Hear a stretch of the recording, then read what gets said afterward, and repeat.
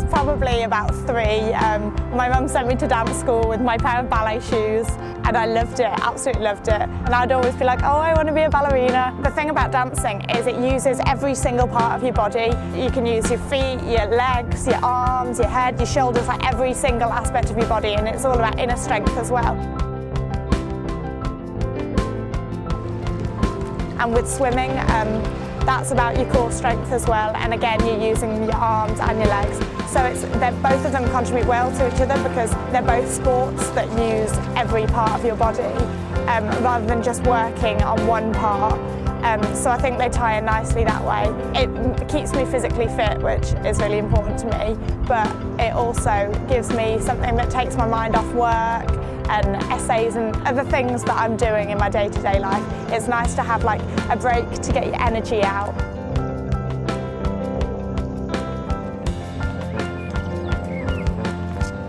I'm taking English literature at university. It's a good course because it gives you a lot of like different communication skills that will be good for any job. So I'm hoping to go into teaching.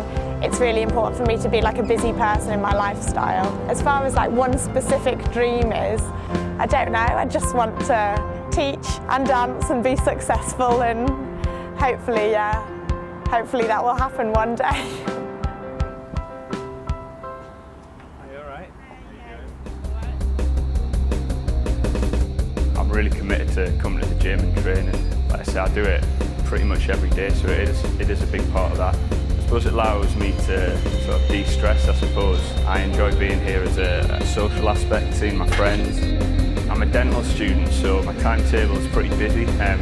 Sometimes it's quite hard to fit training around my studies. If I've got a lot of work on and I can't come to the gym, I really miss it.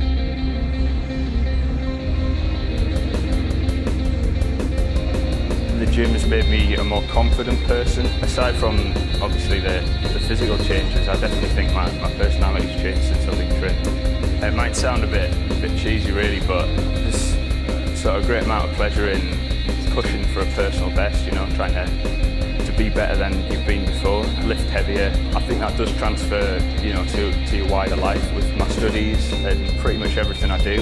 I'm sort of quite an ambitious person, and I think my training really sort of brings that out in me.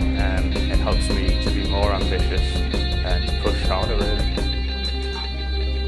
I'm really looking forward to a career in dentistry. As well, for the future, I'd like to keep up my training. Obviously, as my commitments become greater as I get older, you know, start working full time, it's going to get a lot harder to keep up the level of training that I am now. But really, for the future, I'd like to be able to sort of maintain that.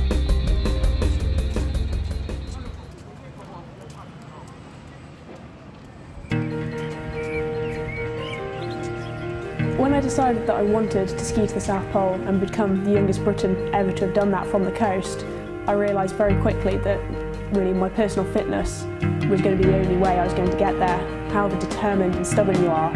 So for me, sport was a really important way of ensuring my success.